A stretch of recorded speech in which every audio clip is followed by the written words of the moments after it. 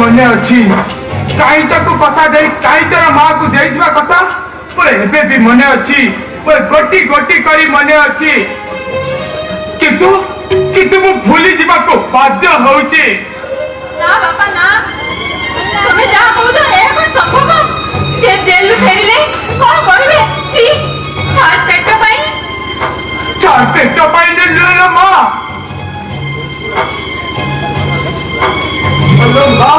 ଆମକୁ ବଞ୍ଚିବା ପାଇଁ ଆଉ କେତେ ଦିନ ଆଉ ଏମିତି ଭୋକ ଉପାସରେ ରହିବା? ଆଉ କେତେ ଦିନ ଏମିତି ମଲାଙ୍କ ପରି ଚଳିବା? ବାପା ଆରେ ମା, ତୁ ସିନା ବୁଢା ଲୋକଟା, ମୋ ଜୀବନ ପ୍ରତି ତୁମ ମାନଙ୍କର ଲୋଭ ନାହିଁ, ହେଲେ ମୋ ନରିଆଟା ଛୋଟ ପିଲାଟା, ତାକୁ ପୁଣି ବଞ୍ଚିବାକୁ ହବ। ମା ତୁ ତ ବଞ୍ଚିବୁ, ଆଉ ମୋ କାଇଁଚଟା ବି ବଞ୍ଚିବ। ସେମିତି ବଞ୍ଚିବା ଅପେକ୍ଷା ମରିବା ବଡ ଭଲ। ତୁ ଅସୁବିଧା ହୋ ନା ବୋହୁ, ତୁ ଏମିତି ଅସୁବିଧା ହୋ ନା। ତୁମେ ଚୁପ୍ କର ବାପା, ତୁମେ ଚୁପ୍ କର। କାଳ ପଡିଯିବନି, ପାପ ହୋଇ ପାପ ପଡ଼ିଲେ କେମିତି ଭୁଲି ଯାଉଛ? ତୁମେ କୁହ ବାପା, କାଇଁଚକୁ ଯୋଉ ଲୋକ ନବ ସେ କାହିଁକି ନବ? ଆରେ ମା, ମୁଁ ତତେ କହିନି ତା ଦାଦିର ସ୍ତ୍ରୀ ମରିଯାଇଛି, ସେ ତାକୁ ବୋହୁ କରି ରଖିବ।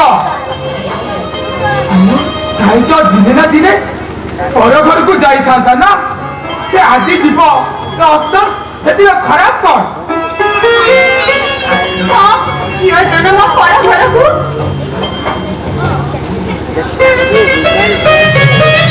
ଏମିତି ଭାବେ ମୋ ମନ କାହିଁକି ବୁଝୁନି? ମୋ ମନ ଭିତରେ ଯେମିତି ନାଇଁ କରୁଛି। ତୁମେ କୁହ ବାପା, ସେମିତି ବୋହୁ ହେଇ ଗୋଟେ ଝିଅକୁ କେମିତି ବୋହୁ ହେଇ ଗୋଟେ ଝିଅକୁ ସର୍ବନାଶ କରେଇଦେବି? ଆରେ ମା, ଏ କଥା ତ ମନକୁ କାହିଁକି ପଶୁଛି? ମୁଁ ଯାହା କହୁଛି ତା ନିଶ୍ଚୟ ହବ, ତା ନହେଲେ ଆମେ ସମସ୍ତେ ମରିଯିବ ନା ମା, ବୁଝିବାକୁ ଚେଷ୍ଟା କର। ଗାଁରେ କେତେ ଲୋକ ମରିଗଲେ, ଆମେ ବି ସେମିତି ମରିଯିବା। ବୁଝୁ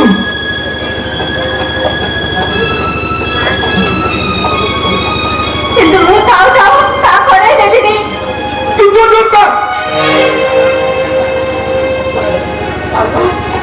ମରିଗଲେ କାଳ ସରିଯାଆନ୍ତା, କିନ୍ତୁ ଏମିତି ଯିଏ ନାହିଁ, ଏମିତି ଯନ୍ତ୍ରଣା ମୁଁ ସହିପାରିବିନି। ବାପା ସେ ତାର ଜେଲକୁ ଗଲା। ମା, ଆଉ କିଏ ଅଛି ଯେ ତୁମମାନଙ୍କୁ ପୋଷିବ? ଶୁଣ ବୋହୁ, ଆଉ ମୁଁ ଏମିତି ଭୋକ ଉପାସରେ ରହିପାରିବିନି। ମତେ ଖାଇବାକୁ ଦେଇପାରିବୁ? ମତେ ଖାଇବାକୁ ଦେ।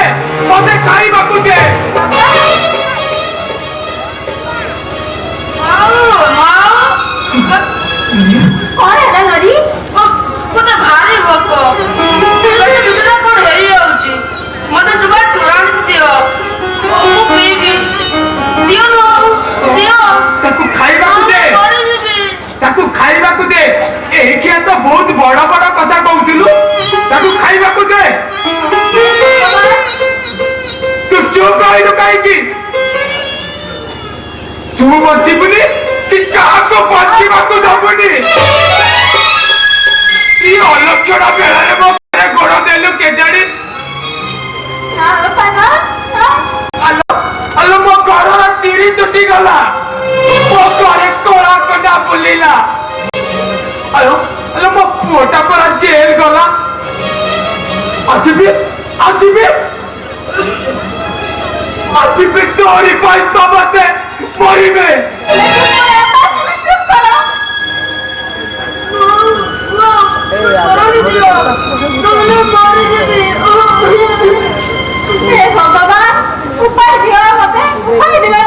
ଗୋଟିଏ ଉପାୟ ଅଛି ବୋହୁ, ଯଦି କାଇଁଚକୁ ନା ବାପା ନା,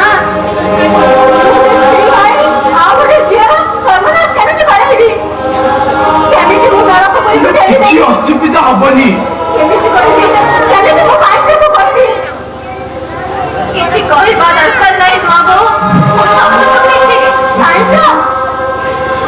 କାଇଁଚ ମାଟିରେ ପଡ଼ିଲେ ବି ରଙ୍ଗ ମଉଳିବ ନାହିଁ ବାବୁ ଆହୁରି ଚଳିବ କିନ୍ତୁ ମାଟିରେ ପଡ଼ିଲେ ଯଦି ତମମାନଙ୍କ ଓଠରେ ହସ ଦେଖିପାରିବ ତାହେଲେ କୁହ ମୁଁ ମାଟିକୁ ଯିବାକୁ ପଛେଇବି କାହିଁକି ତୁମେ ଅବୁଝ ହୁଅନି ବାବୁ ତମେ ଅବୁଝ ହୁଅନି ଏଇ ଘରର ପୁଅ ହୋଇ ସାତ ପରଙ୍କ ମୁହଁରେ ମୁଠାଏ ଦାନା ଦେବାକୁ ଭାଇ ଜେଲ ଗଲେ ଆଉ ସେଇ ଘରର ଝିଅ ହୋଇ ସେଇ ଭାଇର ଭଉଣୀ ହୋଇ ମୋର ଅତି ଆପଣାର ବାପା ନରୀ ବାବୁ ମୁହଁରେ ମୁଠାଏ ଦାନା ଦେବାକୁ ନର୍କକୁ ଯିବାକୁ ପଛେଇବି କାହିଁକି ମୁଁ ଜାଣେ ପରା କାଇଁଚଟା ପରା ବୁଝିବା ପରି ଝିଅ ଇଏ ଖାଲି ଅବୁଝା ହଉଛି। ହଁ ବାପା ଦୁଃଖ ବୁଝିଛି ବୋଲି ତ ଆଜି ଦୁଃଖ ଭିତରେ ହଜିଯିବାକୁ ପଛଉ ନାହିଁ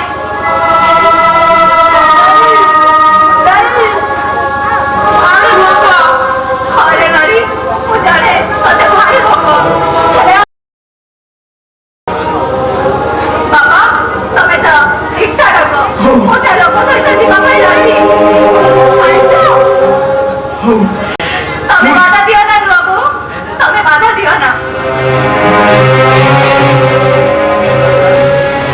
ନରୀ ଏମାନେ ସମସ୍ତେ ବଞ୍ଚିବାକୁ ମୁଁ ଚାହେଁ ମରିବାକୁ ଚାହେଁ ନା ଝିଅଟା ମୁଁ ତମମାନଙ୍କର କି ଦରକାରରେ ଭାସିଥାନ୍ତି ଯଦି ଆଜି ମତେ ବିକ୍ରି କରିଦେଇ ତମେ ମାନେ କିଛି ଦିନ ବଞ୍ଚିଯିବ ତେବେ ମୋର କ୍ଷତି କଣ ମୁଁ ରିକ୍ସାକୁ ଡାକି ଆଣୁଛି। ସେ ଲୋକ ଏତିକି ଦେଇ ଯାଇଛି ରଖ ଆଉ ଧପ କହିଛି ତୁମେ ସୁଖରେ ବଞ୍ଚିବା।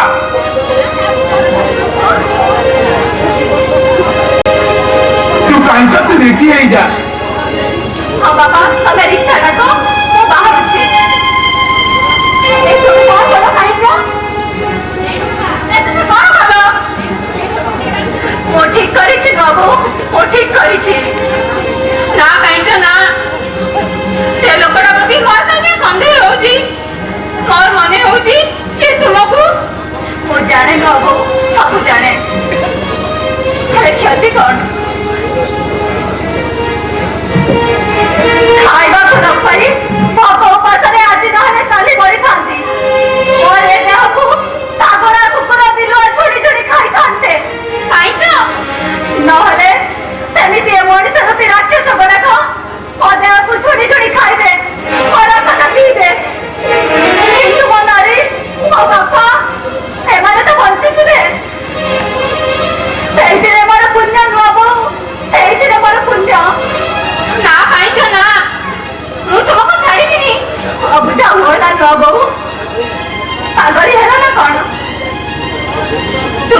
ତୁମ ଭାଇ ଫେରି ଆସିଲେ ମୁଁ ତାଙ୍କୁ କଣ କରିବି କହିବ କାଇଁଚ ତା ଶାଶୁ ଘରକୁ ଯାଇଛି କାଇଁଚ ଦେଇ ତୁ ଶାଶୁ ଘରକୁ ଯାଉଛୁ ହରେ ନରୀ ମୁଁ ଶାଶୁ ଘରକୁ ଯାଉଛି ମୁଁ ତ ସାଙ୍ଗରେ ଯିବି ନାଇଁ ନରୀ ତୁ ବଡ଼ ହ ଯିବୁ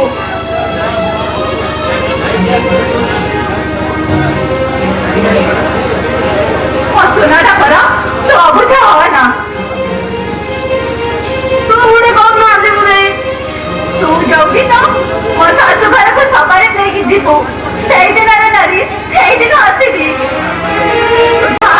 ମୁଁ ଯାଉଛି ଅମାନିଆ ହବୁନି ନୂଆ ବୋଉ କଥା ମାନିବୁ ନୂଆ ବୋଉ ମୁଁ ଯାଉଛି ନୂଆ ବୋଉ ମୁଁ ଯାଉଛି ସୁଖସରଧାରୁ କିଛି ମିଳିଥିଲା ଜୀବନରେ ସୁଖ କେବେ ନ ଆସିଲା ଆଜି କରିବିରେ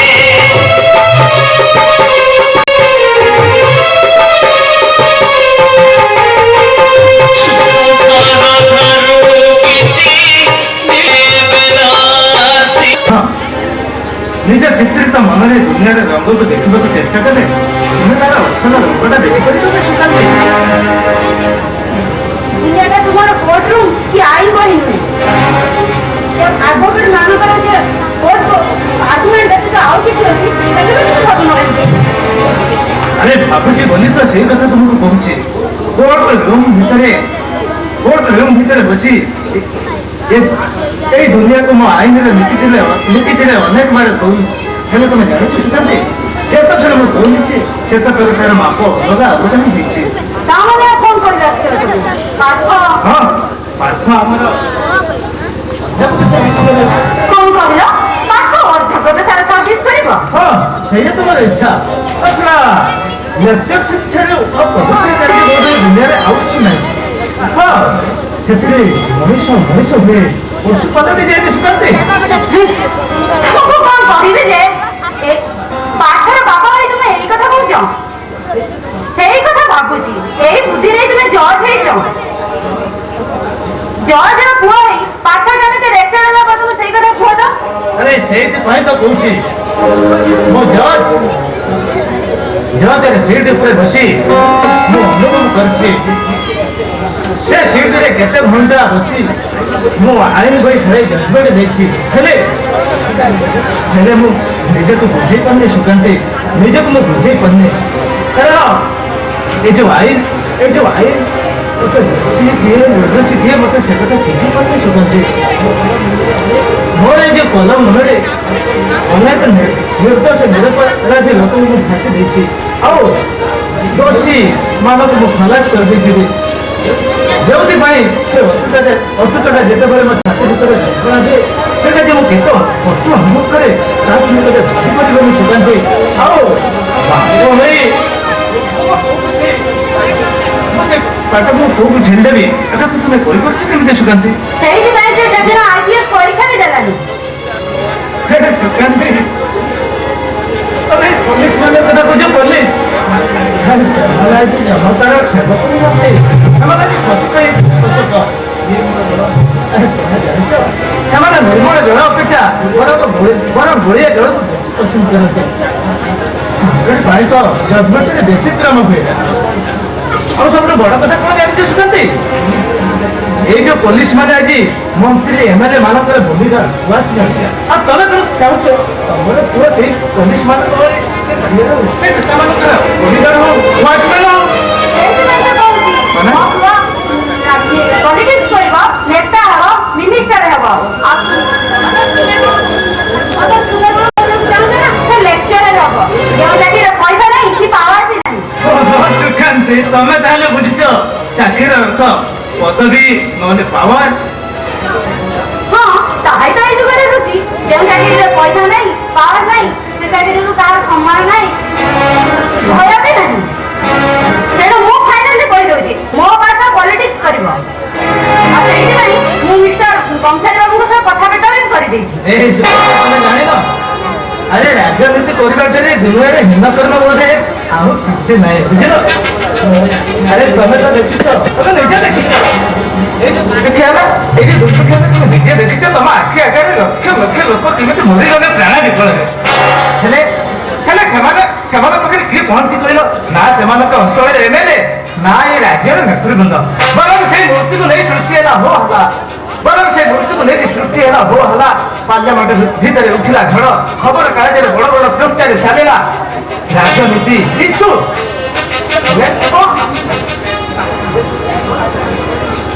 ହେଲେ ଏ ପାପ କାର୍ଯ୍ୟ ହେଲା, ଲକ୍ଷ ଲକ୍ଷ ଲୋକ ମରିଗଲେ, ସେଥିପାଇଁ ଦାୟିତ୍ୱ ତମେ କହିପାରିବ ସୁକାନ୍ତି? ମୁଁ ଦେଖୁଛି ତମେ ଜୋର ଖାଲି ଛେନାରେ ଚୁପା ଛଡେଇବା ଶିଖିଛ। ଶୁଣ, ମୁଁ ପାଠର ମା, ମୁଁ କହୁଛି ମାନେ ପାଠ ପଲିଟିକ୍ସ କରିବ। ତମେ ମା ହେଲେ ପାଖରେ ବାପ ହିସାବରେ ମୋର କଣ କୌଣସି ଅଧିକାର ନାହିଁ ସୁକାନ୍ତି? ଅସ୍ୱୀକାର କରିବି ତା ବୋଲି ତମ କଥା କଣ ମଣିଷ ଛେଳି ହେଇଯିବ? ଆରେ ଛାଡ଼, ତମ ଭଳିଆ ଲୋକ ବୁଝେଇ ହବ କହୁନା? ଆରେ ତମେ ତ ମୋର ସେଇଆ, ଛାଡ଼ ସେସବୁ କଥା। ମମତାରେ ପାଠ ତାରି ଉପରେ ବିଶେଷ ନିର୍ଭର କରେ। ତେବେ ପାଠ ଯାହା ଯେମିତି ମୋର ଇଚ୍ଛା, ମମିଙ୍କର ଇଚ୍ଛା ମୋର ଇଚ୍ଛା। ଏ ଯୁଗରେ ଛାତ୍ର ହେବାକୁ ସମସ୍ତଙ୍କର ଇଚ୍ଛା ଅଛି ଡାଡି, ଛାତ୍ର ହେବାକୁ କାହାର ଇଚ୍ଛା ନାହିଁ। ତାଛଡ଼ା ଏ ଯୁବକ ବୟସରେ ଲେକ୍ଚର ସର୍ଭିସ ମୋର ପସନ୍ଦ ନାହିଁ। ମୁଁ ଜାଣି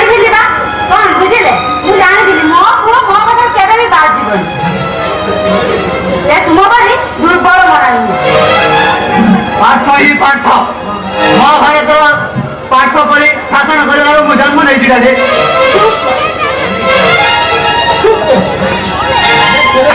ତୁ ମତେ ଦାଣ୍ଡି ନଡେଇଛି ବାପ ଡାକିବ ତୁ କଣ ଇଂରେଜ ହେଇଗଲୁ ଇଂରେଜ?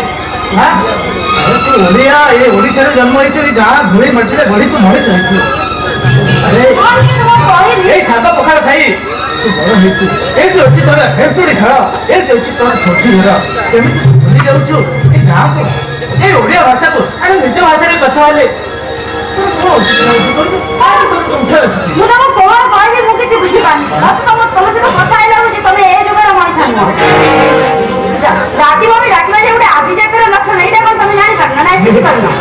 ଆଭିଜାତ୍ୟ ଆଭିଜାତ୍ୟ ଆଭିଜାତ୍ୟ କାହାକୁ ତମେ ଆଭିଜାତ୍ୟ ବୋଲି କହୁଛ? କାହାକୁ କହୁଛ? ନିଜର ରକ୍ତ ବଂଶ ପରମ୍ପରା ଐତିହ୍ୟ ଏସବୁ ଆଭିଜାତ୍ୟ ହେଲାନି। ଆଭିଜାତ୍ୟ ହେଇଗଲା କଣ ନା ସେଗୁଡା ତମେ ଆଭିଜାତ୍ୟ ବୋଲି କହୁଛ? ନିଜର ବଂଶ ରକ୍ତ ପରମ୍ପରା ଏସବୁ ଆଭିଜାତ୍ୟ ହେଲାନି ଅଥଚ ଏସବୁ ନ୍ୟାୟ ନାହିଁ। ବଂଶ ପରମ୍ପରା ନିଜର ରୁଚି ଅଭିରୁଚି ହାତ ପାଇ ନ ଚଳିଲେ ନିଜର ପ୍ରେଷ୍ଟିଜ୍ ହ୍ୟାମ୍ପର କରିବ। ତୁମ ଆଗରେ ଯାଇ ଘଟଣା ପୁରୁଣା ଚଷମାଟାକୁ ଓହ୍ଲାଇ ଦେଖ ଡାଡି। ଯୁଗ କେତେ ବାଟ ଆଗେଇଛି ଅର୍ଥାତ ତୁମେ କେତେ ପଛରେ ପଡ଼ିଛ।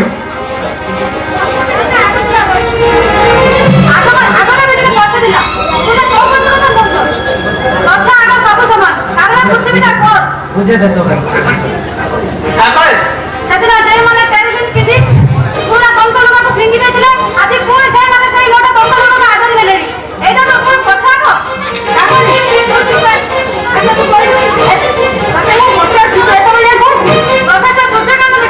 କଣ କହିଲୁ? ପ୍ରଫେସର ସୂର୍ଯ୍ୟକାନ୍ତ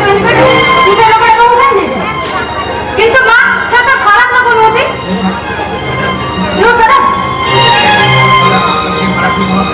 ସେ ଖରାପ କି ଭଲ ସେ କଥା ମୁଁ ଜାଣିଛି। କଣ ବୁଝିବା ଦରକାର ନାହିଁ।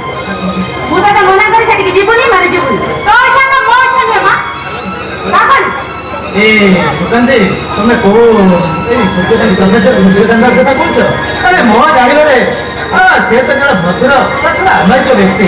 ତାଙ୍କ ଭଳି ଜ୍ଞାନୀ ଲୋକ ଏ ଦୁନିଆରେ ବୋଧେ ବିରଳ। କେତେବେଳେ ଜ୍ଞାନରେ ଅଧିକାରୀ ହେଉଛି ତାଙ୍କ ମନରେ ଟିକେ କମ୍ ନାହିଁ। ଚାକରି କଥା ଛାଡ଼ ବେଳେ ବେଳେ ବିରକ୍ତ ଇଚ୍ଛା ହୁଏ ପାଦ ତଳେ ମଧ୍ୟ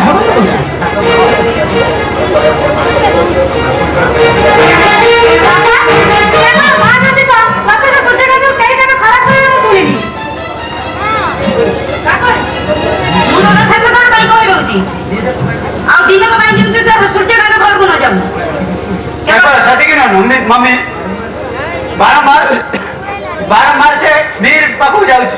ମିହିର ସେ ପୁଣି କିଏ? ସେଇ ବାସ୍ଟାର୍ଡ ମିହିର ଦାସ ଗୋଟେ ନିହାତି ବାଜ୍ୟ ଲୋକ। ତାର ପରିଚୟ ନାହିଁ। କଲ୍ୟାଣୀ ଅନାଥ ଆଶ୍ରମରେ ବଢିଛି।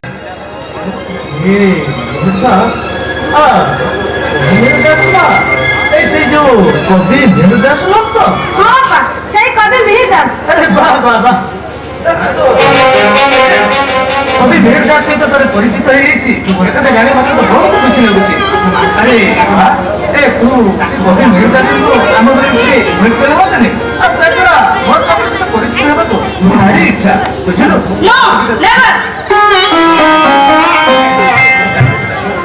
ଗୋଟେ ବାଜ୍ୟ ପିଲା ସାଙ୍ଗରେ ମିଳାମିଶା କରିବାକୁ ମୋ ଆଗ୍ରହ କରେ ନା। ବାଜ୍ୟ ବୋଲି ତୁ କାହାକୁ କହୁଛୁ? ମୋର ମନେ ହୁଏ ମିହିର ଦାସ ଭଳି ପିଲାରେ ବାପା ହବା ବଡ ସୌଭାଗ୍ୟର କଥାବାର୍ତ୍ତା। ଅନେକ ବାଜ୍ୟ କଥା ଶୁଣିବାକୁ ମୋର ସମୟ ନାହିଁ। ତମ ଖିଆଲରେ କହିଲେ ଆମ ଘରର ମା ନିଜ ସବୁ ସାରିଯିବ। ତମେ ବୁଝୁନ କାହିଁକି ସୁକାନ୍ତି? କବି ମିହିର ଦାସ ହେଉଛନ୍ତି ଆମ ଓଡ଼ିଶା ସାରସ୍ୱତ ଆକାଶରେ ଏକ ଉଜ୍ଜ୍ୱଳତମ ନକ୍ଷତ୍ର।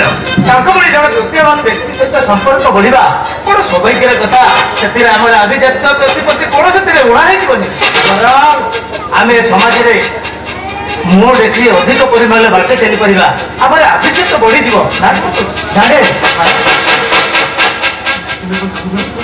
ତୁମେ କଣ ଭାବୁଛ ମିହିର ମୋ ଅପେକ୍ଷା আরে ঢের উচ্চরে সে তোমার পয়সা কিন্তু বাবা নিজে বলে কথা মনে করুন তো বাবা হই দিছে তুমি লুকাটা বাবা হই নাই আরে ধনী লোক ମାନଙ୍କର এইটা ହିଁ ବିଶେଷତ୍ୱ এইটা ହିଁ ଲକ୍ଷଣ ତୁମେ ଚୁପ କର ଯିଏ ନିଜ ସନ୍ତାନ ପ୍ରତିଭାକୁ ଦେଖିପାରେ ନା ସେ କାନ୍ଦେ କଣ କହିଛ ତମେ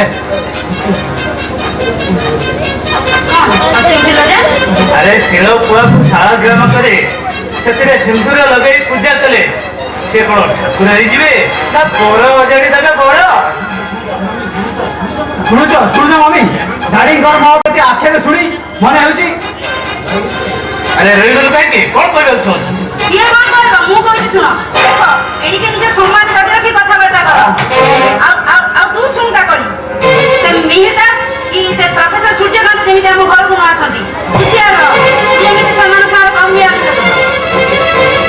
ଆବାସ ହୁସିଆର ଆବାସ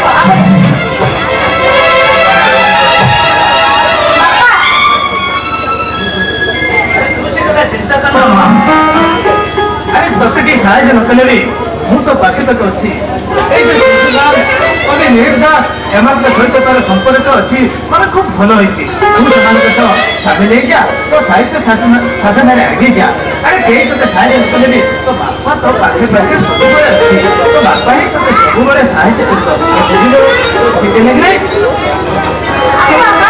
ମୁଁ ବାବା ନେତା ଗୋଟେ ସୁନ୍ଦର କବିତା ତୁମକୁ ପଢ଼ାଇ ଶୁଣାଇବି କବିତା ହଁ ବାବା କବିତାର ନାଁ ଅମୃତସ୍ୟ ପୁତ୍ର ଅମୃତସ୍ୟ ପୁତ୍ର କରିଯିବେ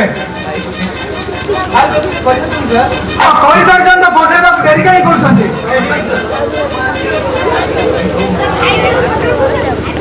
ତାଙ୍କ ରୋମ ଯିବାର ସମସ୍ତ ବନ୍ଦୋବସ୍ତ ମୁଁ କରିଦେଇଛି ଆସନ୍ତା ମାର୍ଚ୍ଚ 5ରେ ସେ ରୋମ ଫେରିଯିବେ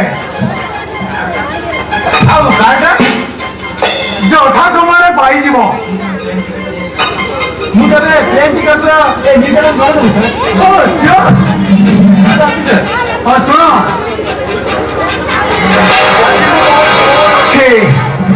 ମୁଁ ସାଙ୍ଗେ ପଠେଇ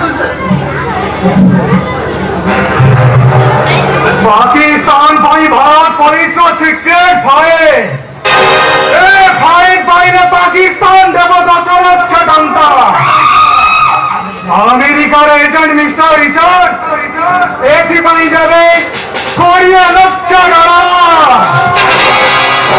यही तो मौका यही मौकारे ठीक बेटिंग करी पारिले गोटिए परे गोटिए मु रन संग्रह करी चलिले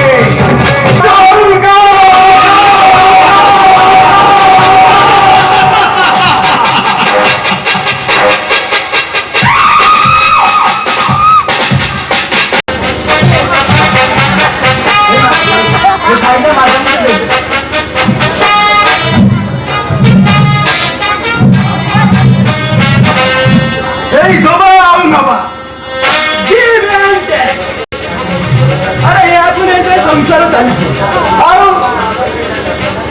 चले रखा आम कर्तव्य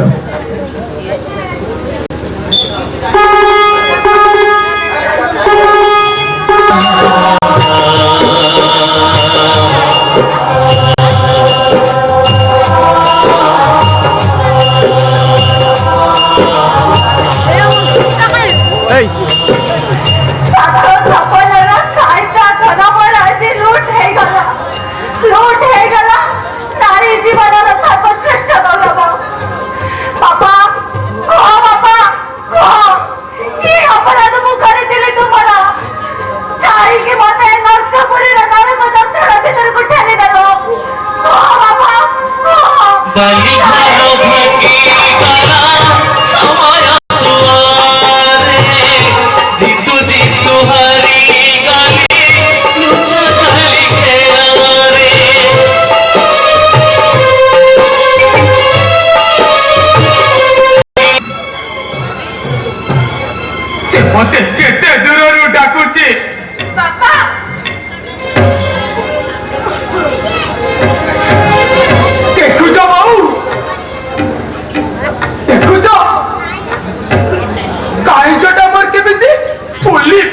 কাঁদছি কাঁদি মানে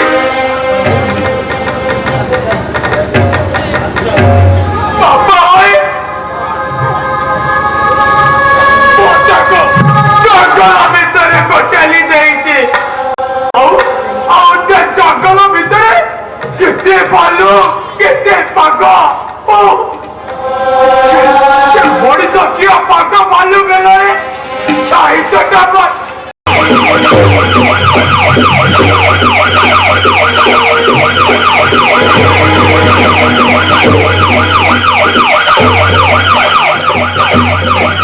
পুলিশ ମୋ ପଛରେ ପୁଲିସ ମତେ ଏଠୁ ପଳେଇ ଯିବାକୁ ପଡିବ ହଁ ମତେ ଏଠୁ ପଳେଇ ଯିବାକୁ ପଡିବ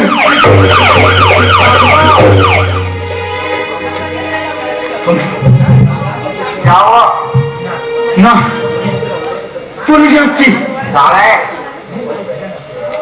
ମୁଁ ଗୋଟେ ଫେରାର କଲି ଆଇନି ରୋଜିରେ ପାଚେରୀ ଗଇ ମୁଁ ଲୁଚି ଆସିଛି ତେବେ ସବୁ ଜାଣି ଶୁଣି ମତେ ଅଟକଉଛନ୍ତି କାହିଁକି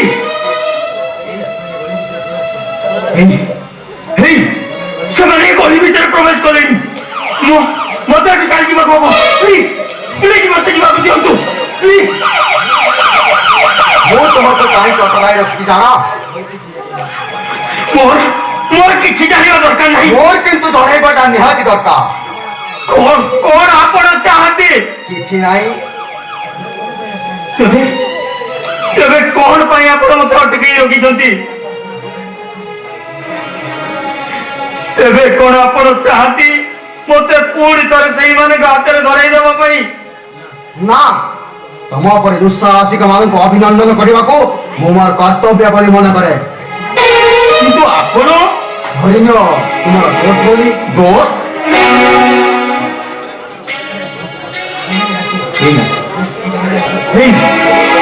ସେମାନେ ଆସିଗଲେ দোষ পাথর থেকে দোষ কেবে ভয় করে না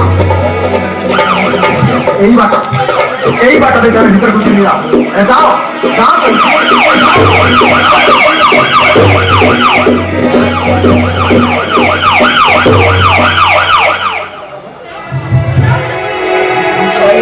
ଆପଣ କଣ ହେଲା ଆଚ୍ଛା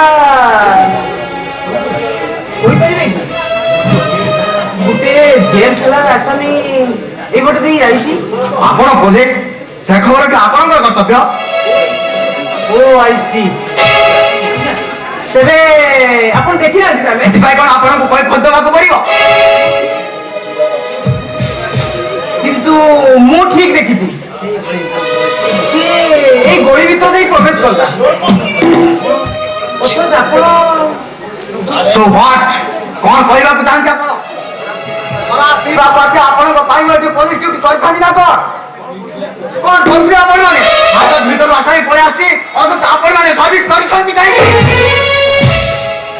ମିଷ୍ଟର ଏ ବି ଆପଣଙ୍କର ଗୋଟାଏ ଚାଲ ସବ୍ ଇନ୍ସପେକ୍ଟର ସତରେ ଯଦି ହାଜତ ଭିତରୁ କୌଣସି ଆସାମୀ ଫେରାର ହୋଇଯାଇଥାଏ ତେବେ ମୁଁ କହିବି ଆପଣମାନେ ତାକୁ ଜାଣି ହାଜତ ଭିତରୁ ଛାଡ଼ି ଦେଇଛନ୍ତି ଆଉ ତାର ଯଦି ହୋଇଥାଏ ତେବେ ଏ ଆପଣଙ୍କର ଗୋଟାଏ ଚାଲ ଆପଣ ଏ ଶରାବ ଖାନାକୁ ଆସିଛନ୍ତି ପାଉଣା ନେବାକୁ କିନ୍ତୁ ମୁଁ ତ ଜାଣେ ଆପଣ ପ୍ରତି ମାସ ପଡ଼ିଯାରେ ଆପଣଙ୍କର ପାଉଣା ପାଇଥାନ୍ତି ଓକେ ଓକେ ଓକେ ବା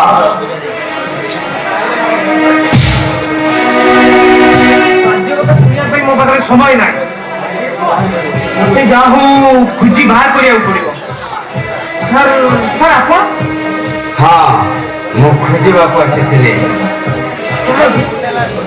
ଆପଣ କାହାକୁ ଖୋଜୁଛନ୍ତି ଅତୀତକୁ ପାଇବ ଅଫିସର ସେ ହଜିଲା ଅଧିକାକୁ ମତେ ଖୋଜି ଆଣି ଦେଇପାରିବ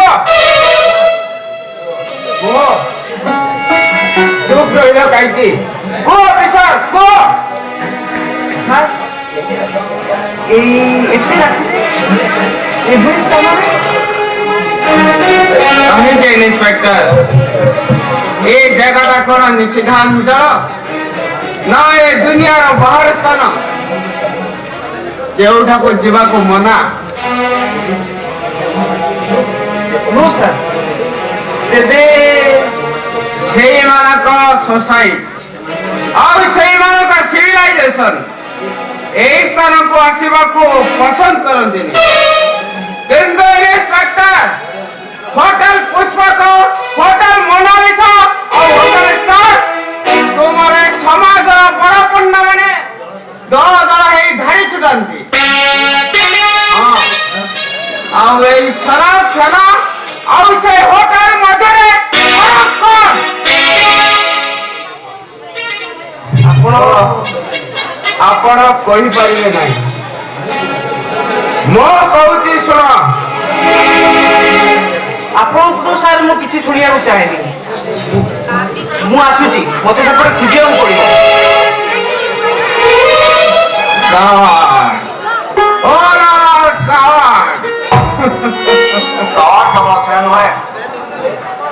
ତମେ ମୁଁ ସେମାନେ ଆମେ ସମସ୍ତେ ଆମେ ମାନେ ସମସ୍ତେ ଅତି ମାନସ ଆଲୋକ ଚେତନାକୁ ଭୟ କରି ଅନ୍ଧକାର ଭିତରେ ଆତ୍ମଗୋପନ କରି ବୁଲୁଛୁ। No no never. এইটা আত্মগোপন নয়, অনুসন্ধান। অনুসন্ধান? হ্যাঁ, কাহার অনুসন্ধান? আলোকর অনুসন্ধান। কারণ আলোক জীবনକୁ আলোকিত করে, নূতন দিগদর্শন দিয়ে। সেইଥିପାଇଁ ମୁଁ ଆଜି ଅନ୍ଧାର ଭିତରେ ସାମିଲ ହୋଇଛି। ଆଉ ମୁଁ ଦେଖୁଛି। କଣ ଦେଖିଲେ? ଦେଖିଲି ସଭ୍ୟତାର ହସ୍ତିନା ମଝି ଅନ୍ଧକାର ଅରଣ୍ୟ। সেই আদিমতা, সেই সভ্যতা, সেই হিংসতা ଆଉ ସଭ୍ୟତା ଗଣ୍ଡିରେ କ୍ୟାନ୍ସର ରୋଗର ଜୀବାଣୁ ମାନେ ଭରି ଯାଇଛନ୍ତି। ତେବେ ତାର ଉପାୟ? ଉପାୟ କିଛି ନାହିଁ। ସେ ରୁଗ୍ମ ସମାଜକୁ ନଷ୍ଟ କରିଦେବାକୁ ହେବ। ଆଉ ଆଲୋକର ରଞ୍ଜନ ରଶ୍ମି ସେଇ ଆଫେକ୍ଟେଡ ସ୍ଥାନକୁ ସିନା ପୋଡ଼ି ଦେଇପାରେ, କିନ୍ତୁ ନୂତନ ମାଂସ ସୃଷ୍ଟି କରିପାରେ ନା। କିନ୍ତୁ ଆମେ ଏ ରୁଗ୍ମ ସମାଜକୁ ନଷ୍ଟ କରିଦେବା ଦରକାର। ଆପଣ ତେବେ ପ୍ରଳୟ ଚାହାନ୍ତି? ଆପଣ ଠିକ କହିଛନ୍ତି। ମୁଁ ଚାହେଁ କଳ୍କି ଅବତାର ଏ ସମାଜକୁ ଭାଙ୍ଗି ନୂଆ ସମାଜ। କିନ୍ତୁ ଗୋଟା କୋଣାର୍କ ଭାଙ୍ଗିବା ପୂର୍ବରୁ ଆଉ ଗୋଟା କୋଣାର୍କ ଗଢିବାର ଶକ୍ତି ଥିବା ଦରକାର। ଅଛି ଅଛି। କିନ୍ତୁ କିଏ କହିବ? ଧରମା। ଧରମା? କାହିଁ ସେ ଧରମା? ଅପେକ୍ଷା କର, ସେ ଆସିବ। ମାର ଜଟଣୀ କୂଳରେ ସେ ଏବେ ବି ସ୍ୱପ୍ନ ଦେଖୁଛି। ସେ ନିଶ୍ଚୟ ଆସିବ।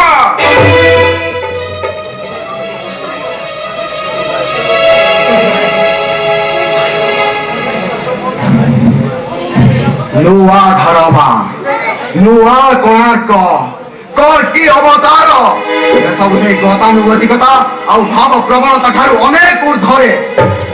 ବରଂ ମୂଷା ପାଇଁ ଘର ପଡ଼ିଦେବା ବୁଦ୍ଧିମାନ କାର୍ଯ୍ୟ ହେବନି। ମୂଷା ଶେଷ କରିଦେବା ଶ୍ରେୟସ୍କର। ମୂଷା କିନ୍ତୁ ଗାତ ଭିତରେ ଲୁଚି କରି ରହେ। ତାକୁ ଗାତ ଭିତରୁ ବାହାର କରି ମାରିବା ଏତେ ସହଜ କାମ ନୁହଁ। ବାହାର କରିବା ଦରକାର ନାହିଁ, ଆପଣା ଛାଏ ସେ ବାହାରି ଆସିବ। କେବଳ ଦରକାର ଯନ୍ତ୍ରଟା। ମୁଁ ନିଜେ ଠିକ କରି ନେଇଛି ମୋ ରାସ୍ତାକୁ। କିନ୍ତୁ ତୁମ ବାଟରେ ଆଇନ ନାଗ ସାପରେ ଫଣା ଟେକି ରହିଛି। ସୁଯୋଗ ପାଇଲେ ସେ ପୁଣି ତୁମକୁ ଦଂଶନ କରିବ। ତଥାପି ମତେ ଯିବାକୁ ପଡିବ। ଆରେ ସେମାନେ ପରା ମତେ ଅପେକ୍ଷା କରିଛନ୍ତି। କଣ ହେଇଛି ସେମାନଙ୍କ ଅବସ୍ଥା? କାହା କଥା ତୁମେ କହୁଛ? ମୋ ବୁଢା ବାପା, ମୋ ଭଉଣୀ, ମୋ ସାନ ଭାଇ ଆଉ ମୋ ସ୍ତ୍ରୀ, ସେଇମାନଙ୍କ ମୁହଁରେ ମୁଠାଏ ଦାନା ଦେବାକୁ ଯାଇ ମୁଁ ଜେଲ ଗଲି। ଆରେ ଆଜି ବି ମୋ ଆଖି ଆଗରେ ବର୍ତ୍ତି ଉଠୁଛି ସେଇମାନଙ୍କ ଲୁହ ଭିଜା ଶୁଖିଲା ମୁହଁ। ମୁଁ ଯାଉଛି, ମତେ ଭିତରକୁ ଦିଅନ୍ତୁ। ସେମାନେ ଯଦି ନଥାନ୍ତି ତାହା ହୋଇପାରେ ନା। ଆରେ ଆରେ ସେଇମାନଙ୍କୁ ତ ଦେଖିବା ପାଇଁ ମୁଁ ଜେଲ ଭାଗିଛି। ଆଖିରେ ମୋର ନିଦ ନାହିଁ, ବାଟ ଅବାଟ କିଛି ମାନିନି। ମତେ ଫାଙ୍କି ଦେଇ ସେମାନେ ଯାଇପାରିବେନି। ଅସମସ୍ତମା ଫେରିବି ଆଉ ଜଣଙ୍କୁ ଦେଖିପାରିନଥିଲେ। ତମେ ମଧ୍ୟ ଫେରି ଆଉ ସେମାନଙ୍କୁ ଦେଖିପାରିବ ନାହିଁ। ରକ୍ତ ନଦୀରେ ଛାତି ଯାଉଥିବା ଦ୍ରୋଣର ଶବକୁ ପାଇଲା ପରି ତମେ ପାଇବ ସେମାନଙ୍କର ସେଇ ପଚା ସକଳା ରକ୍ତ ମାଂସର ଶବ।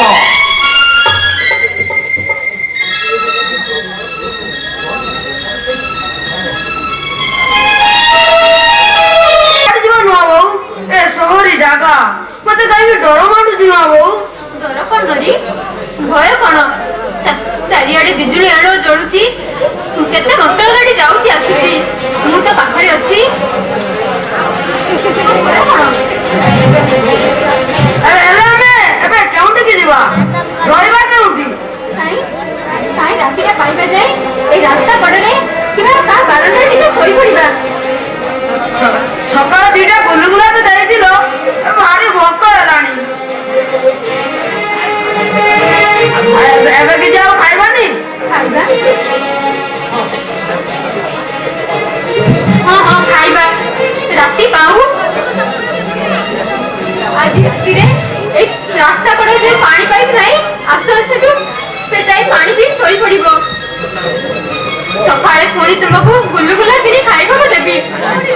ନାଇଁ ମା ବୋଉ। ଛି, ଅମାନ୍ୟ ହଉଛ। କଣ କରିବି କହିଲ? କେତେ ଲୋକଙ୍କୁ ଖାଇବାକୁ ମାଗିଲି, କେହି ଖାଇବାକୁ ଦେଲେ ନାହିଁ। ରାତି ପାଇଲେ ପୁଣି ତୁମକୁ ଗୁଲୁଗୁଲା କିଣି ଖାଇବାକୁ ଦେବି। ତାହାପରେ ଯଦି କାମ ମିଳିଯାଏ ଖାଇବାରେ କିଛି ଅସୁବିଧା ହବ ନାହିଁ। ତୁମେ କଣ ପାଠ ପଢିଛ ଯେ ଚାକିରି ପାଇବ? ବଡ ଭାଇ ପାଠ ପଢି ଚାକିରି ତ ପାଇଲେ ନାହିଁ। ଭାଇ ସିନା ପାଇଲେନି, ମତେ ଚାକିରି ମିଳିବ। ତମେ ଦେଖିବନି, ମତେ ଚାକିରି ମିଳିଲା ପରେ ତମେ ପୁଣି ସ୍କୁଲରେ ନାମ ଲେଖାଇବ, ପାଠ ପଢିବ, ଚାକିରି କରିବ। ଆଉ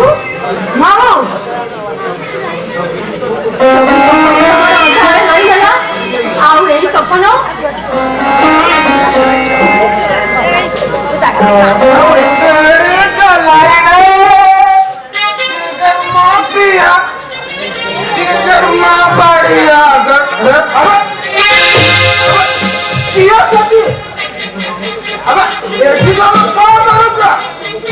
ନାଇଁ ବାବୁ, ଆମେ ଭିକାରୀ ଲୋକ, ଏଇଠି ବସି ଟିକେ କଥା ମାରୁଥିଲୁ।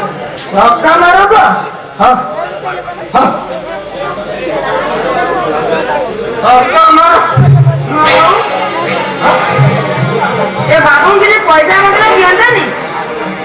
ଆରେ ସକାଳୁ ଗୁଲୁଗୁଲା କିଣି ଖାଆନ୍ତେ। ଆବେ କଣ କରିବି ଟଙ୍କା? ନାଇଁ ବାବୁ, ପିଲା ଲୋକ। ନାଇଁ ବାବୁ, କିଛି ପଇସା ଦିଅନ୍ତେ କି ଆମେ ଗୁଲୁଗୁଲା କିଣି ଖାଆନ୍ତୁ।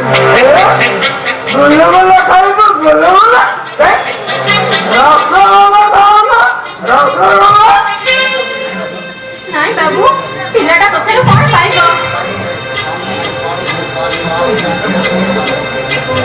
ଭୋକ ହଉଛି ବୋଲି। ଆମେ ଭୋକ ହଉଛି ଗୁଲୁଗୁଲା ଦବାଇବ? ତୁମ ଘର କୋଉଠି? ଏଇ ରାସ୍ତା କଡ଼ର ଗଛ ମୂଳରେ ଯୋଉଠି କହିଲୁ ସେଇଠି ଆମ ଘର। ଏମିତି ରାସ୍ତା କର କାହିଁକି ପାଣି ରହିଛ?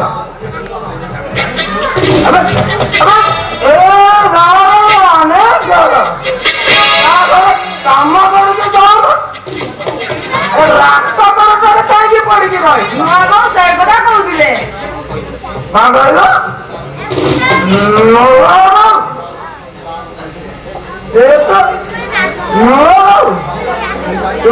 ପୁଅ ମାନେ ଇଏ ତ ଭାଉଜ। ଅଛୁ କାହା ଘରେ ବାସନ ମାଜିବା କି ରୋଷେଇ କରିବାକୁ ଯଦି ଲୋକ ଦରକାର ଥାଏ ଯଦି ବୁଝି ଦିଅନ୍ତେ ଏ ହରିକି ତ ବଞ୍ଚି ଯାଆନ୍ତା। ତୁମର ଧର୍ମ ହୁଅନ୍ତା ବାବୁ, ତୁମର ଧର୍ମ ହୁଅନ୍ତା। ଆଉ ଏ ବାସନ ମାଜିବାର କାମ ଛେ, ଏଟା ମଣିଷ କାମ। ଆମେ ତା ଠାରୁ ଆହୁରି ଭଲ କାମ କରିଦେ। ଭଲ କାମ ହଁ ବୁଝି ଭାବୁଛ ଆଉ ଦିଅ ସବୁ ଦିନ ବସି ହବ। ଆମେ ଚିନ୍ତା ଆଉ କଣ ଆମେ ମୋ ଚାଲି ହବ। ଏତେ ରାତିରେ କୋଉଠିକୁ ଯିବୁ ବାବୁ? ବରଂ କାଲି ସକାଳେ ଆବେ ତୁମେ କଣ ମୋ ଘର ଦେଖିଛ ଯିବ? ଆବେ ସହରଟା କେଡ଼େ ବଡ଼ କୋଉଠୁ ମତେ ଖୋଜି ପାଇବା? ଆବେ ମୋର ଆସ ଘର କରିବା କିଛି ନା ଆମ ଡାକ୍ତରଖାନାରେ ଡାକ୍ତରଖାନା ନୁହଁ କଣ କରିବେ? ହେବା କରିବେ ରୋଗୀ ହେବା କରିବେ ଭାବୁଛ କଣ? ଆବେ ରୋଗ କାମ ହାଉଲେ ହାଉଲେ କି ଯିବେ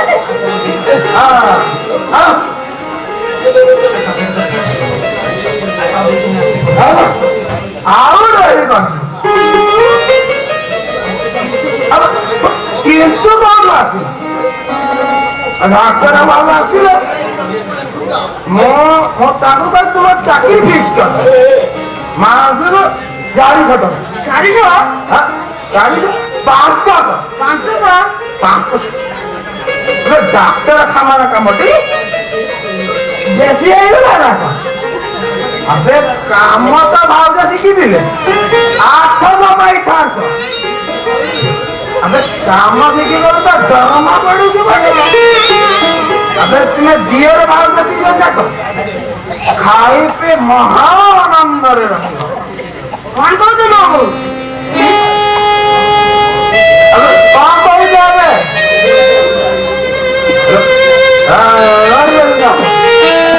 ମୋର ମଚଲ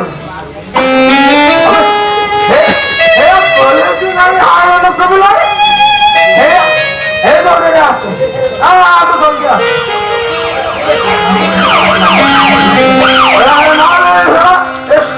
ବାନ୍ଧି ବାନ୍ଧିଲେ ବହୁ ଆମେ ତ କିଛି ଦୋଷ କରିବୁ, ଆମକୁ କାହିଁ ପୋଲିସ ବନ୍ଦୀ ହବ? ପୁରା ଚୁରାଟା ପୁରା ମଥା ତଳରୁ ଆଇଛି ଆଉ 12ଟା ପରେ ରାତିରେ ବୁଲିବାଟା ନିୟମ କଣ ନା ଜାଣି? ଚାଲ ବାବୁ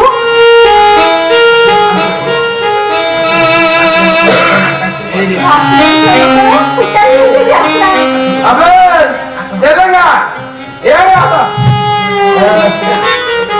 अबे रिक्शा ये अबे तो बोली आओ अरे कौन तभी रहेगा नहीं आओ अबे तेरे को दिमाग लगा नहीं आओ अबे रिक्शा हे भगवान रक्षा करे भगवान रक्षा करे। ଇଚ୍ଛା ହଉଛି ସମସ୍ତଙ୍କୁ ଡିସମିସ୍ କରିଦେବାକୁ। କିଏ ଅଫିସର କଲା କିଏ ଜାଣି? ମୁଁ ଦେଖୁଛି ତମ ମୁଣ୍ଡର କଡ଼ାକର ବି ବୁଦ୍ଧି ନାହିଁ। କେତେ ଦିନ ଚାକିରି କରିଲେ ତମ ମୁଣ୍ଡରେ ବୁଦ୍ଧି ପଶିବ? କଣ ନାଇଁ ମୁଁ ଗୋଟେ ସିନିୟର ମିନିଷ୍ଟର 15 ଦିନ ଆଗରୁ ପ୍ରୋଗ୍ରାମ କଲେଣି। ନକୁଳି ବାବୁ 15 ଦିନ ହେଲାଣି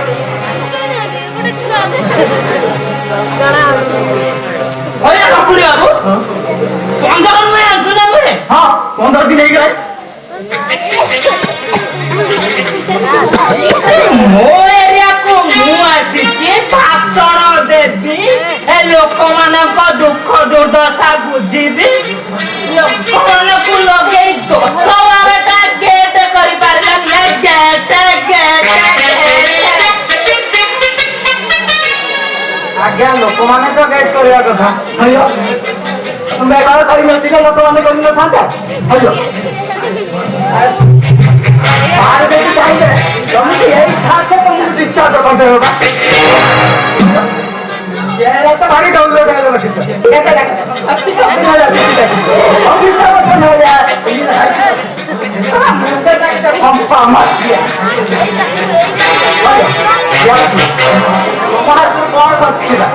ସବୁ ପଇସା ଆମେ ବୁଝିପାରୁ ଆଜ୍ଞା ଗୋଟିଏ ତ ଗେଟ୍ ଭାରି ତ ଗୋଟା ଗେଟ କରିଛ କେଟା 50-40ଟା ଗେଟ କରିପାରିଲନି ଆରେ 50-40ଟା ଗେଟ ନହେଲା ନାଇଁ 30ଟା ନହେଲେ 20ଟା 10ଟା 5ଟା ଗେଟ ତ କରିପାରିବ ତ ଯଦି ଗୋଟାଏ ଗେଟ କଲ କପଡା କିଣିକି କଲନି କାହିଁକି ବା ପଇସା କଥା ଆମେ ବୁଝିଥାନ୍ତେନି କପଡ଼ା ଦୋକାନ ନଥିଲା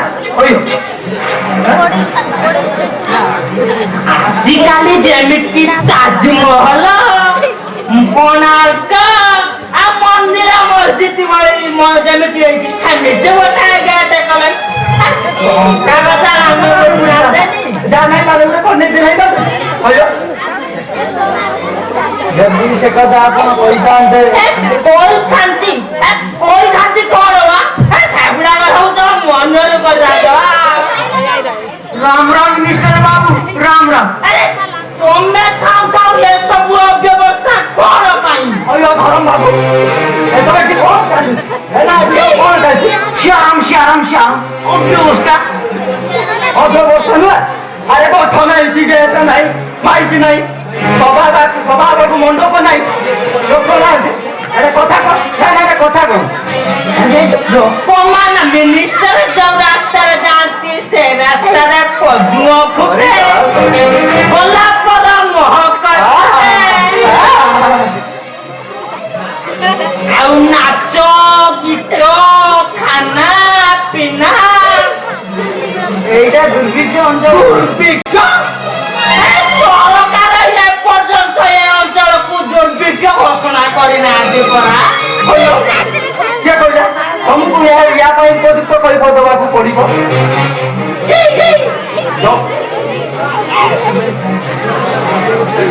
ଯେତେ ପର୍ଯ୍ୟନ୍ତ ସରକାରୀ ଖାତା କବ୍ଜାରେ ନାଁ ନଉଠିଛି ଏ ଦୁର୍ଭିକ୍ଷ କଥା ଟୋଟାଲି ମିଛ କିଏ କହୁଛି ଆଜ୍ଞା ସବୁ ତ ମିଛ ଆରେ ଆମର କାମ ହଉଛି ତ ଗାଁ ବୁଲିକି ଦେଖିବା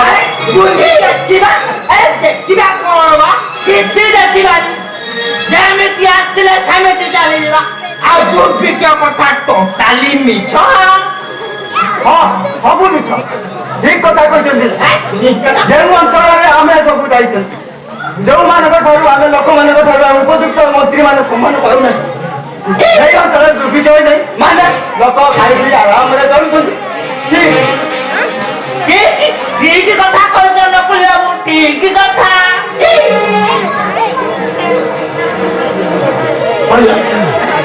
ମନ୍ତ୍ରୀ ଚର୍ଚ୍ଚା କରିବାରେ ଦୁର୍ଭିକ୍ଷ ବନ୍ଦୋବସ୍ତ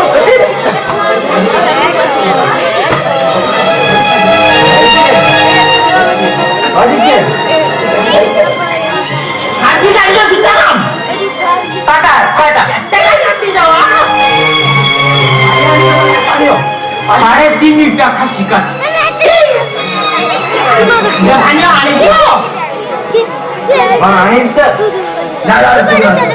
ନା ଶୀଘ୍ର ବ୍ୟବସ୍ଥା କର ଆଣିବ ଶୀଘ୍ର ଫ୍ୟାଟିଛି ଏମିତିକା ଅପଲ ତମର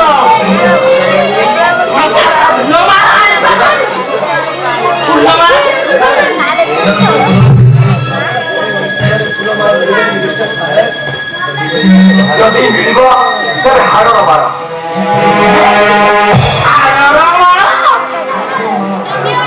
ହଁ ହାଡ଼ର ବାର ଆଉ ତୁମକୁ ଅଭିନନ୍ଦନ ଜଣାଇବ କିଏ ଜାଣ এই সংসার সারা নিরঞ্জন মনুষ্যর পয়সা খরচ মনুষ্যর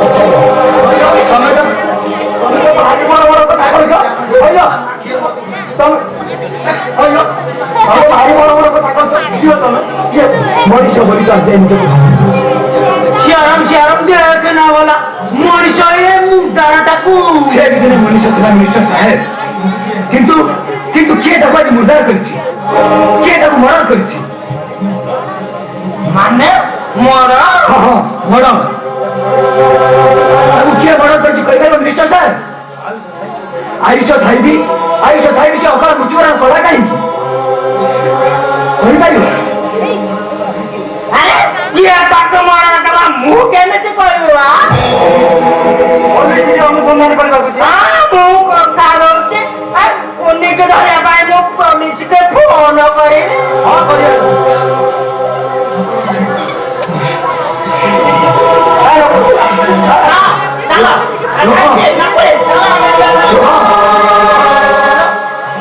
খুনি तुम्हें बोलो तुम्हें सरकार खून करी केवल गोटे नुहे शह शह मृत्यु होगा शह शह शह बोल एसब कौन तुम्हें नहीं नुह ଆଜ୍ଞା ତମ ମୁଣ୍ଡ ଫୁଣ୍ଡ ଠିକ ଅଛି ତ ଏଇଟା କଣ ଇଆଡେ ସାଡେ କହୁଛ ବା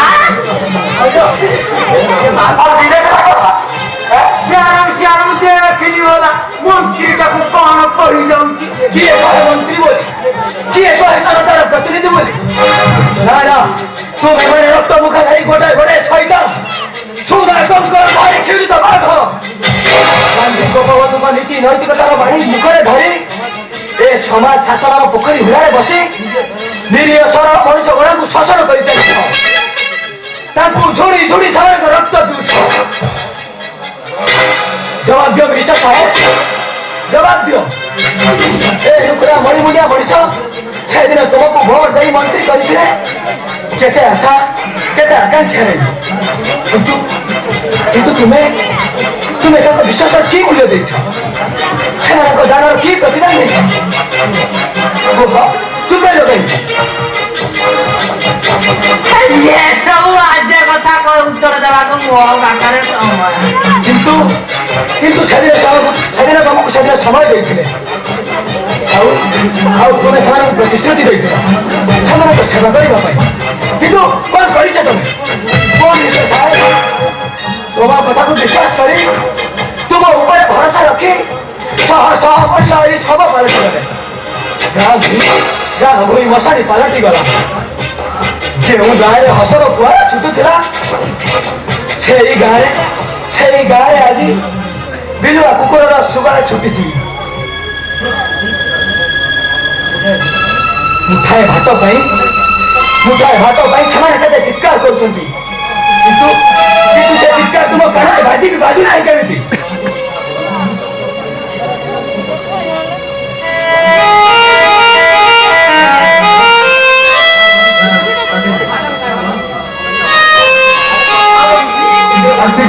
शीघ्र पड़े सब अनाहरण मले जो मैंने मुठाए भात भिटामाड़ी छाड़े रक्तजात सन्तान को गोरु छेड़ी कर विक्रय कले युवती झील को बेचे हवा को छाड़देले तुम्हें जनता मंत्री कौन कर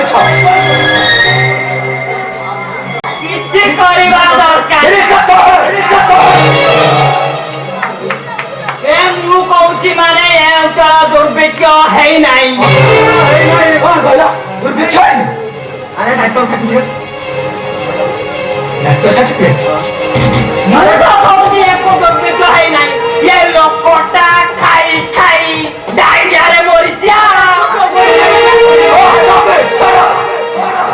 एक कथा कहला बेल को तुम व्यक्ति को बाधा देउनी थोड़े भलो कर देखो मिनिस्टर साहेब भलो कर लक्ष्य करो देखी पारुछ तार से कर होता आखि तार मुह को कंकाल सार शरीर को चम चम दुई हो जाऊँगी पंदर हाथ गणी हो जाऊँगी पेट पेट पिठी मिशी मुहरे मुठाए भात पाई केते क्षुधा जहाँ देखा कथा निजे देख अरे आम पाखे से समय हे आओ तो मिनिस्टर साहेब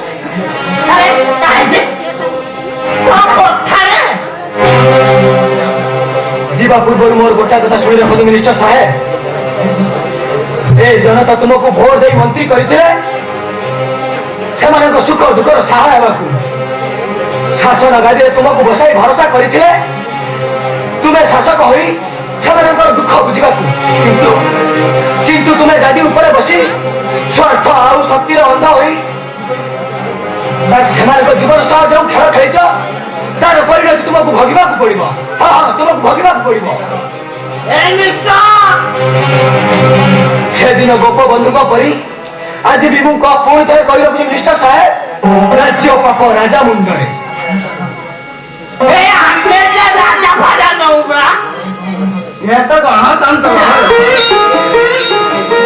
ଏ ରାଜ୍ୟରେ ଯଦି ଗୋଟିଏ ଶିଶୁ ବି ଅନାହାରରେ ମରେ ତେବେ ତାର କାମ ପାଇଁ ଦାୟୀ ତୁମେ। ତମେ କାହିଁକି ବଡ କଥାର ମୁଣ୍ଡ ଖେଳୁଛ? ତମେ ନିଜ କଥାର ମୁଣ୍ଡ ଖେଳୁନ। ପଳେଇ ଆସୁଛ।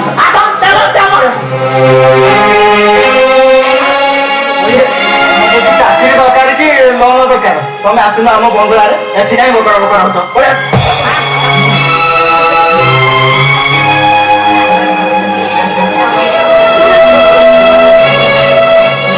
ସେଦିନ ଗୋପବନ୍ଧୁଙ୍କ କଥା ଶୁଣି ବ୍ରିଟିଶ ସରକାର ବି ମୁଣ୍ଡ ନୁଆଇଥିଲେ। ହେଲେ ହେଲେ ଆଜି ଏମାନେ କିଛି ଶୁଣିବାକୁ ପ୍ରସ୍ତୁତ ନୁହନ୍ତି। କିନ୍ତୁ ସମସ୍ତେ ଦେଶ ଏ ମାଟିର ଲୋକ କି ବିଚିତ୍ର ବିଡ଼ମ୍ବନା। ଦେଶରେ ବ୍ରିଟିଶ ସରକାର ବି ନିଜର ଭୁଲ ପାଇଁ ମୁଣ୍ଡ ନୁଆଇଥିଲେ।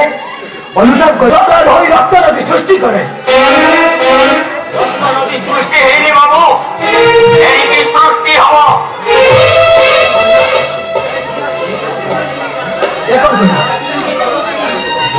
ଯେଉଁମାନେ ରକ୍ତର ଅଭିନେତା ସାଜି ସେଇମାନଙ୍କ ରକ୍ତରେ ଯେତେବେଳେ ପୁଣି ଗୋଟାଏ ନୂଆ ଭାରତ ସୃଷ୍ଟି ହବ ସେମାନେ ବୁଝିବେ। ସେମାନେ ସେତେବେଳେ ମଣିଷକୁ ମଣିଷ ପରି ଭାବିବେ।